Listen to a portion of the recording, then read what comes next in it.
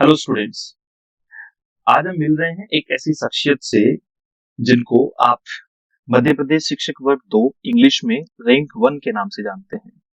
लेकिन इनकी लाइफ को अगर अलग अलग पार्ट से देखा जाए तो मैं इन्हें एक ऐसे स्टूडेंट के तौर पे जानता हूं जिन्होंने सरकारी स्कूल से अपनी जो है वो 12th की, कॉलेज एजुकेशन को ड्रॉप किया, काफी टाइम बाद में जो है वो दोबारा से शुरुआत की, एक अलग लेवल की मेहनत, और वहां से मतलब एक जीरो से हीरो तक का अगर सही सफर हम लोग कहें तो वो इनमें देखने को मिल सकता है।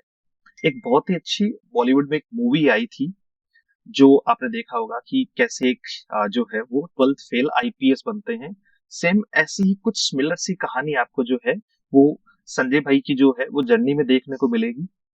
बातचीत करते हैं इनसे और जानते हैं कि क्या इनकी जर्नी रही, क्या सारी चीजें रही, कैसे इन्होंने प्रिपरेशन की, और बिल्कुल बेसिक से लेकर जो है वो रैंक 1 तक का सफर जो है वो कैसा रहा। बाकी सबसे पहले मैं आपको बहुत बहुत शुभकामनाएं देता हूँ,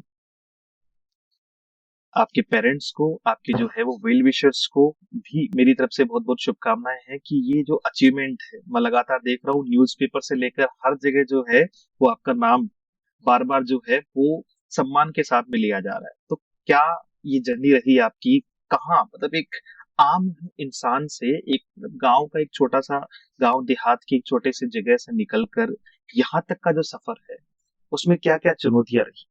चलिए आपके इंट्रोडक्शन से बातचीत शुरू करते हैं। सबसे पहले आप ऑडियंस को जो है वो अपने आप को इंट्रोड्यूस करवा दीजिए। Thank you sir. मेरा नाम संजय सिंह सिसोदिया है और मैं मध्य प्रदेश के एक छोटे से टाउन मधुसूदनगढ़ से बिलोंग करता हूँ जो गुना डिस्ट्रिक्ट में आता है।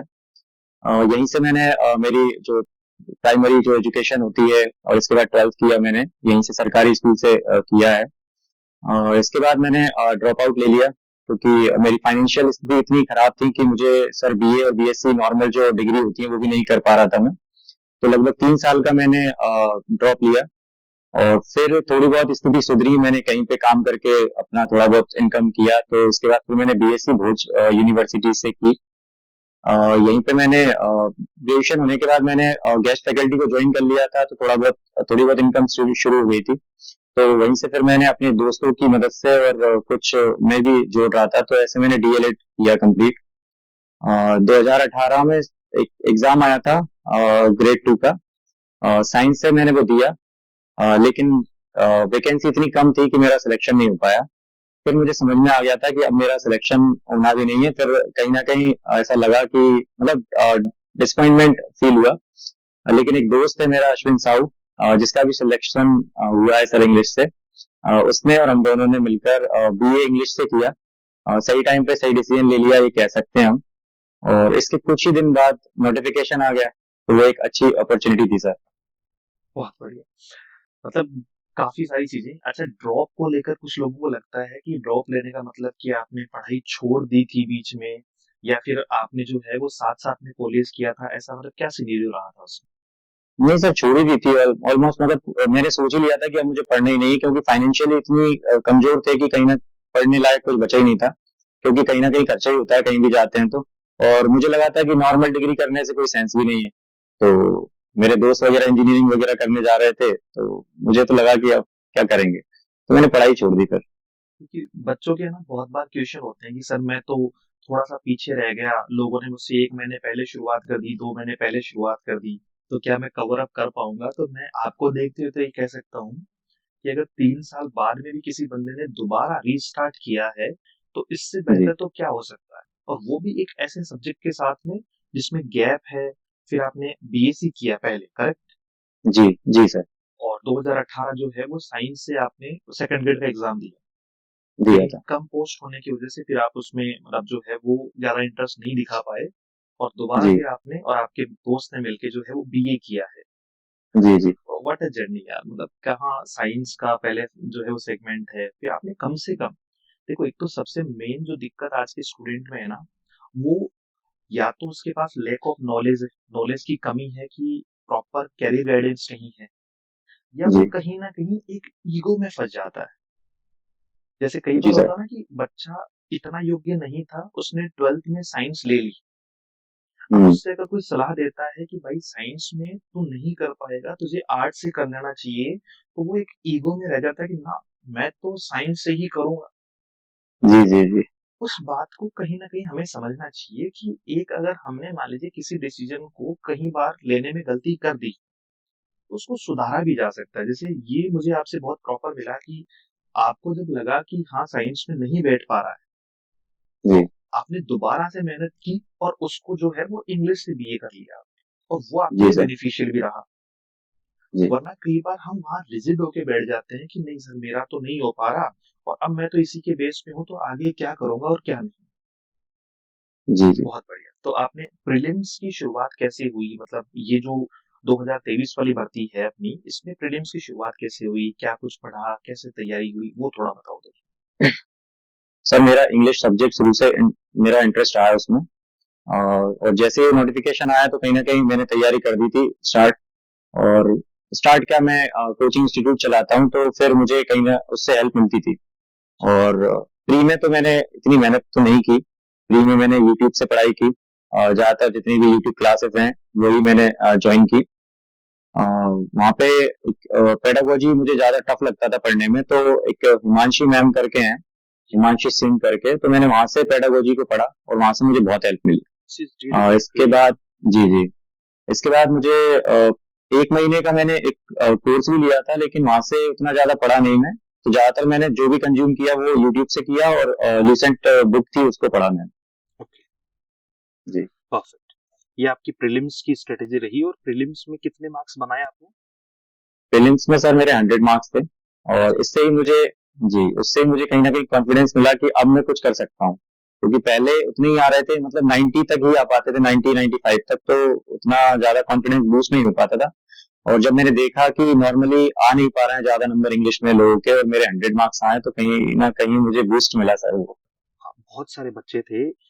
जैसे कई बार बच्चों को लगता है कि पात्रता परीक्षा तो बहुत कॉमन है, बहुत इजीली निकल जाती है। मैं जी छोटा सा एग्जाम्पल देना चाहूंगा उन सारे स्टूडेंट्स को जो अभी एमपी ग्रेड 1 की भी तैयारी कर रहे हैं, कि सिर्फ पात्रता परीक्षा में 20,000 बच्चों में से 7,000 बच्चा ही पास हो पाया है, यानी 13,000 बच्चे प्रीलिम्स ही क्वालिफाई नहीं कर पाए। जी सर, मेरे आसपास के टाउन में जितने भी हैं, मतलब वो प्री भी नहीं निकाल पाए थे। वही रीजन है। अब उसमें भी अगर हम प्री में भी अगर एक बहुत अच्छा स्कोर करके चल रहे हैं, तो वो मेंस के लिए कहीं ना कहीं हमारे कॉन्फिडेंस को और बेहतर कर देता है। जी तो ये आपका प्रीलिम्स का रहा, और उसके बाद जो है वो मेंस में तो काफी सारा गैप आ गया, क्योंकि प्रीलिम्स पहले हो गया था। फिर हम लोग वेट कर रहे थे कि मेंस का नोटिफिकेशन कब आए, और जब नोटिफिकेशन आया तो फिर एक बहुत ही सरप्राइजिंग बात हमारे साथ में रही कि सिलेबस को पूरी तरीके से चेंज कर दिया गया। और जी सर। चेंज ही नहीं किया गया, इंग्लिश में तो इतना वास्ट सिलेबस दिया गया कि तुम एनसीईआरटी भी पढ़ लो, तुम लिटरेचर भी पढ़ लो, ग्रामर भी पढ़ लो, वोकेबलरी भी पढ़ लो।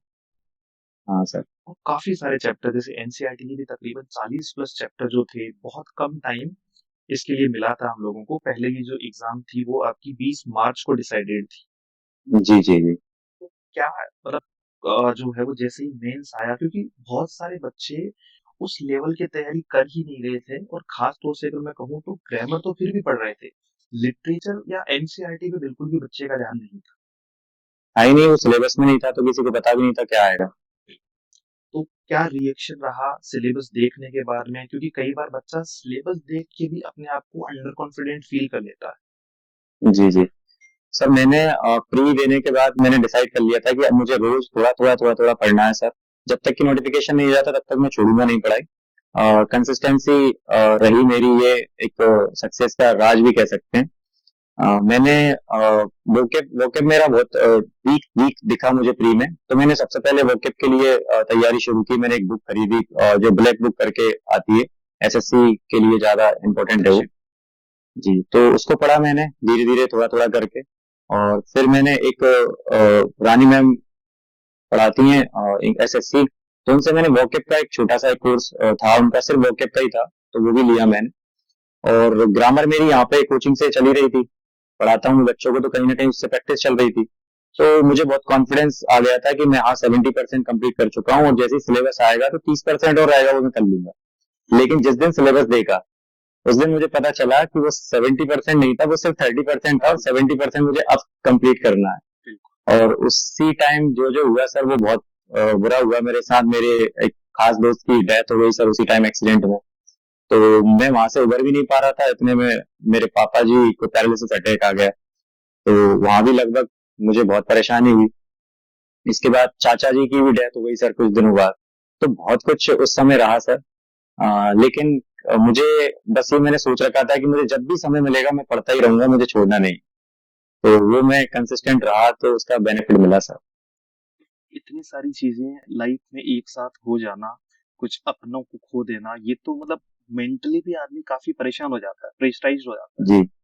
और जी उसके सर। बावजूद अपने स्टडीज को रेगुलर करना, उस पे फोकस रहना, कंसंट्रेट करना, ये अपने आप में मतलब ये दिखाता है डेडिकेशन को कि हाँ कितना डेडिकेशन होना चाहिए व्यक्ति में।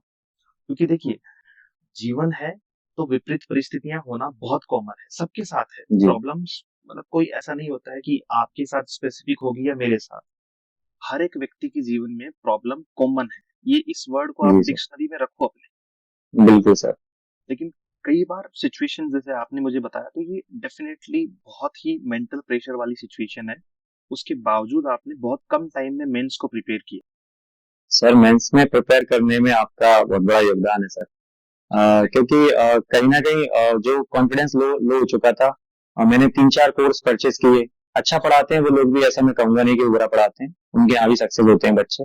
लेकिन वो मुझे कॉन्फिडेंस नहीं आ पा रहा था। मेरे अंदर सेटिस्फेक्शन नहीं था बिल्कुल भी उन कोर्सेज को लेकर, क्योंकि इतना मैं कहीं ना कहीं जानता था और मुझे लग रहा था कि वो एफर्ट उतना मिल नहीं पा रहा मुझे उधर से। तो फिर आपका जो यूट्यूब चैनल है उससे मैंने आपके कुछ वीडियोस देखे। मेरा फ्रेंड जो आपके यहीं से सिलेक्ट हुआ है अश्विन साहू, उसने मुझे सजेस्ट किया। मैंने भी देखा, हम दोनों ने कोर्स परचेज किया। तो इसके बाद जो बदला है सर, कॉन्फिडेंस लेवल जो आया है वो मैं बयान नहीं कर सकता। उस माह से थोड़ा बदल गया सब कुछ। आपने एक मेंटर के तौर पर, एक भाई के तौर पर जो आपने सपोर्ट किया है और जो आपने कंटेंट बना के दिया है वो तो उच्च क्वालिटी का था sir. Thank you so much. ये इंस्टीट्यूट के लिए भी बहुत अच्छी बात है कि आप जी जैसे सर। साथी जो है वो हमारे साथ में जुड़े। देखिए, किसी भी स्टूडेंट के सिलेक्शन या रैंक को टीचर कभी भी डिसाइड नहीं करता है। जी उसमें सर। स्टूडेंट को पहले आगे आना होता है। अगर आप मुझे कहेंगे कि सर मुझे रैंक 1 लेकर चलनी है, आपका सहयोग चाहिए, एक भाई के तौर पे आप साथ आओ। एक होता ना कि अगर आप बात करो तो महाभारत का जो युद्ध हुआ था, तो उसमें लड़ाई भले ही कौरवों और पांडवों की थी, जी। लेकिन वास्तविकता में तो सारे का सारा जो है वो खेल भगवान श्री कृष्ण ने रचा रखा था। श्री कृष्ण जी का था। या फिर अर्जुन को जितनी भी सारी चीजें मिली, भले ही तीर अर्जुन चला रहे थे, लेकिन उसके पीछे की जो स्ट्रेटेजी थी वो भगवान श्री कृष्ण की थी। तो एक दोस्त के तौर पे टीचर का, क्योंकि ग्रेड में सारे मेच्योर स्टूडेंट्स आते हैं, लगभग सिमिलर एज के आते हैं, या मैरिड हैं, परिवार संभालने वाले लोग हैं। सबसे पहली बात कि ग्रेड का बच्चा ही मेच्योर होता है। जी सर। उसे पता है कि वो परिवार की जिम्मेदारियों के लिए ये तैयार कर रहा है खुद को। दूसरा, फिर उसमें टीचर का रोल रहता है कि वो उसको बेस्ट से बेस्ट मेंटोरशिप दे, कि उसे पढ़ना, जैसे मैं आपको कहूँ कि विलियम शेक्सपियर आप पढ़ लीजिए, तो अकेले विलियम शेक्सपियर को जब आप गूगल सर्च करेंगे तो हजारों पेजेस उनके मिल जाएंगे। बिल्कुल मिलते हैं सर। लेकिन किसी भी एग्जाम में, जैसे अपना सेकंड ग्रेड का एक टॉपिक था मर्चेंट ऑफ वेनिस, अब उसमें कितना पढ़ना और कितना नहीं पढ़ना है ये टीचर का काम है। जी तो सर। वो 10% मैं जो है वो मानता हूँ कि हाँ टीचर का कहीं ना कहीं रोल रहता है, बाकी 90% स्टूडेंट ही अपनी सिलेक्शन को और रैंक को डिसाइड करता है। और सही वो गाइडेंस जरूरी डेडिकेशन, है सर। गाइडेंस जरूरी है। जी। जी। एग्जाम में मेन चीज क्या होती है कि एग्जाम में पेपर कैसा आएगा ये तो ना तो टीचर को पता है और ना ही बच्चे को पता है। जी लेकिन सर। उस, चाहे पेपर किसी भी टाइप का आ जाए, उसे फेस करने के लिए जो कॉन्फिडेंस दिया जाता है वो एक मेंटर का काम है। सही है सर। कि हमारा बच्चा, क्योंकि सेकंड ग्रेड में तो आपने देखा भी रिजल्ट के बाद में जो है वो 22 क्वेश्चंस को हटाया गया है। जी। वो बिल्कुल इलॉजिकल क्वेश्चंस देख के भी हमारे बहुत सारे स्टूडेंट्स जो है वो उसमें बने रहे। ये कॉन्फिडेंस लाना भी अपने आप में एक स्टूडेंट के लिए अच्छी बात है। जी। जी सर। बहुत बढ़िया भाई। और अब आगे क्या चल रहा है, कैसा मतलब रिजल्ट आने के बाद में क्या क्या चीजें हुई, क्या नहीं हुई, थोड़ा सा देखिए बातचीत करते हैं, ऑडियंस को भी बताते सर वो सर वर्ड्स में एक्सप्रेस नहीं कर पाऊंगा मैं सर। जो खुशी हुई है एमपी का नंबर टॉप टॉप करना सर, एमपी में टॉप करना, ये अपने आप में ही एक गर्व की बात है सर। और मेरी मम्मी पापा और भाई बहनों को, दोस्तों को, सबको थैंक यू है। थैंक यू बोलूंगा सर, क्योंकि उन्होंने बहुत सपोर्ट किया सर। और मम्मी ने मुझे स्ट्रांग बनाया, ये मैं उनके लिए मतलब हमेशा अप्रिशिएट करूंगा सर। क्योंकि कहीं ना कहीं मैं कमजोर पड़ गया था एक समय पर, लेकिन उन्होंने बताया कि कैसे बुरे समय में भी हम स्ट्रांग रह सकते हैं। तो वो मेरी इंस्पिरेशन है सर, और उनसे ही बहुत कुछ सीखा है मैंने। यहाँ तक की जर्नी कहीं उनके बगैर कभी पूरी नहीं हो पाती सर। माँ तो, वो कहते हैं ना, जी सर। सबसे बड़ी योद्धा माँ होती है। वो हर हम्म। परिस्थिति से लड़के आपको जो है वो आगे आना सिखाते हैं। जी। बहुत बहुत शुभकामनाएं उनको भी। जी सर, कुछ तो टिप्स देना चाहूंगा सर मैं हाँ, प्लीज प्लीज। लोगों को। जो तैयारी कर रहे हैं अभी, उनके लिए सबसे पहली और सबसे इम्पोर्टेंट मैं ये मानूंगा कि नोटिफिकेशन का इंतजार बिल्कुल मत कीजिए आप। क्योंकि ज्यादातर लोग नोटिफिकेशन का इंतजार करते हैं और उन्हें बहुत कम समय मिल पाता है, और फिर वो तैयारी नहीं करते, फिर वो ब्लेम कर देते हैं गवर्नमेंट को, ये सिलेबस दे दिया, वो सिलेबस दे दिया। लेकिन मैं ये मानता हूँ कि सर अभी से अगर आपको, अगर लग रहा है कि आपको तैयारी करनी है, आपको एग्जाम निकालना है, तो अभी से ही प्रिपेयर करना स्टार्ट कर दें। और कंसिस्टेंसी बनी रहे, थोड़ा थोड़ा पढ़ते रहें, 2 घंटे 3 घंटे 1 घंटे जितना समय मिलता है उसको आप यूटिलाइज करें। और आप अभी से पढ़ें, जब से आप नोटिफिकेशन का इंतजार बिल्कुल ना करें। बहुत, ये है, बहुत सारे बच्चों में है कि वो नोटिफिकेशन जब तक नहीं आएगा तब तक तो वो प्लानिंग भी नहीं करेंगे। और जी। जब नोटिफिकेशन आएगा फिर फॉर्म लगाएंगे, फिर स्ट्रेटजी बनाएंगे, फिर बुक्स ढूंढेंगे, टीचर ढूंढेंगे, जब तक एग्जाम आ जाए लेट हो जाते हैं सर। लेट हो जाता है। मुझे भी कई बार ऐसा लगता जी। है कि बच्चा लास्ट के 10 दिन में आके हमें कहता है कि सर मेरा सिलेक्शन किसी भी हालत में होना चाहिए। भाई, हम्म। 10 दिन में अगर सिलेक्शन कोई दिलवा दे तो बाकी उन लोगों को हम क्या जवाब देंगे जो लगातार 1 1.5 2 साल से मेहनत कर रहे हैं। मेहनत करते हैं सर। वो भी तो कंपटीशन में है। और जी। फिर वो बच्चे अपनी कमी की वजह से कहीं ना कहीं जो है वो अपनी गलतियों में सुधार नहीं कर पाते, रह जाते हैं, और उसका वो सीधा ब्लेम सिस्टम पे या टीचर पे डाल देते हैं जी सर। कि हाँ साहब इनकी वजह से जो है वो हमारा सिलेक्शन नहीं हो पाया। बिल्कुल। और मतलब जो है वो न्यू जो स्टूडेंट्स हैं अपने, जो सेकंड ग्रेड की तैयारी करेंगे या अभी फर्स्ट ग्रेड की तैयारी कर रहे हैं, तो वो भाई बहनों के लिए आपकी और क्या सलाह हो सकती मेरी सलाह है अभी से बस आपका कोर्स ले लें, और है? अभी से तैयारी कर दें। क्योंकि कहीं भी देखो, कोर्स तो लेना है सर, कहीं ना कहीं ये तो ये कोर्स ले पेड परचेस प्रमोशन करना ही लगेगा। पड़ेगा। ये नहीं नहीं पेड सर। प्रमोशन लगेगा। मैं कितना सर दिया था जेन्युइन। आंसर इनको अपन ने? मैं सर मैं बिल्कुल जेन्युइन राय दे रहा हूँ। कहीं ना कहीं आपको कोर्स लेना ही है, तो आप जिस, अब मुझे इसका बेनिफिट मिला तो मैं उसका सजेशन दे रहा हूँ सर। अदरवाइज मेरे पास ऐसा कुछ नहीं कि आपने मुझे कुछ दिया है कि पेड प्रमोशन करना है और आपको इतना बोलना है। मैं अगर नहीं भी बोलता तो आपको कोई इससे फर्क नहीं पड़ता, लेकिन मैं बस जेन्युइनली बता रहा हूँ कि अभी जब लेना ही है तो कोई ऐसा कोर्स लो जहाँ से हमें सही गाइडेंस मिले। और कुछ बुक्स हैं, जैसे ब्लैक बुक है, ल्यूसेंट बुक है। और अगर लगता है कि आपको कहीं से वोकेब में दिक्कत आ रही है, तो आप रानी मैम का जो यूट्यूब चैनल है उससे भी आप वोकेब वहां से तैयार कर सकते हैं, वो अच्छा है। आपके यहाँ से ही मुझे बहुत हेल्प मिली, लेकिन मैंने पहले ही कर लिया था वहां से तैयार, तो मैंने वो सजेशन दिया है सर। तो बिल्कुल इंतजार ना करें, अभी से स्टार्ट कर दें पढ़ाई। और नेगेटिव लोगों से जितना भी हो सके दूर रहें। और खुद से कंपटीशन करें, किसी और से नहीं, क्योंकि अपना कंपटीशन अपन से ही रखेंगे तो ही आगे बढ़ पाएंगे। दूसरों से करेंगे तो पता नहीं अपन क्या रहेगा, लेकिन खुद से कंपटीशन करें, वो ज्यादा सही है सर। और मैं इस बात को थोड़ा सा हंसी मजाक में वो समझा देना चाहता हूँ कि पेड प्रमोशन जो होते हैं रैंक होल्डर्स के, अगर वो रैंक वाले लोगों को खरीदा जा सकता तो शायद मुझसे ज्यादा कमाने वाले लोग बैठे हुए हैं एमपी में। जी सर। और एथिकली भी बहुत सारी चीजें जुड़ी हुई होती है, ऐसा नहीं होता है किसी से जो है वो हम मतलब किसी का भी किसी की तरफ से भी क्रेडिट ले नहीं सकते हैं जब तक वो देना नहीं चाहता है। जी और ये सर। हमें भी, मैं आपको जानकारी दूं कि हमें नहीं पता था। हम शुरुआती कुछ देर तक तो 4 5 घंटे तक तो मुझे भी नहीं पता चला था रिजल्ट आने के बाद में कि आप हमारी ही टीम का हिस्सा हैं। मैं कांटेक्ट में नहीं रहता था सर ज्यादा। बाकी जी। बहुत सारे जो बाकी लोग हैं वो हमारे ऑलरेडी कांटेक्ट में थे, और हमें बहुत जेन्युइन कहूँ तो मैंने कभी नहीं सोचा था कि शायद स्वाति या अशुमिका से ऊपर कोई निकलेगा। मेरा कॉन्फिडेंस वही था कि ये दोनों रैंक 1 या 2 या मान लीजिए कि मोस्टली रैंक होल्ड करेंगे ही करेंगे। हालांकि उन्होंने दोनों ने ही बहुत अच्छी मेहनत की है। दे शुड ऑल्सो अप्रिशिएटेड कि उन्होंने भी रैंक थर्ड और फोर्थ जो है वो हासिल की। और जी बहुत सर। सारे लोग हैं जो जैसे रैंक 10th है, सेकंड है या रैंक 6th है। अभी कल ही हमें पता चला कि रैंक 7th के जो साथी हैं वो भी हमारे बैच से हैं। उन्होंने भी अपनी बुक्स, टेस्ट सीरीज और जो है वो यूट्यूब चैनल तीनों को फॉलो किया। उनका खुद का मैसेज आया। जी सर, टेस्ट तो ये सीरीज भी बहुत हेल्पफुल थी सर आपकी, ये तो मैं बताना भूल गया, बहुत ये शानदार थी। जी सर। अच्छा, टेस्ट दिए थे आपने? जी पूरे दिए थे सर।